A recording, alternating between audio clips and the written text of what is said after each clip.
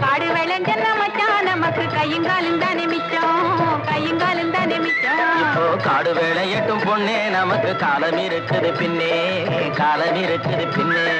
காடு வேலையட்டும் பொண்ணே நமக்கு காலம் இருக்குது பின்னே, காலம் இருக்குது பின்னே.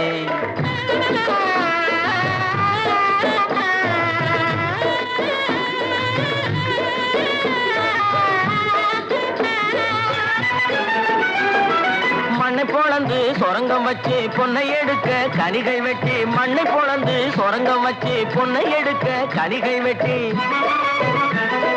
மதிலு வச்சு மாளிகை கட்டி கடலில் மூழ்கி முத்தை எடுக்கும், மதிலு வச்சு மாளிகை கட்டி கடலில் மூழ்கி முத்தை எடுக்கும்.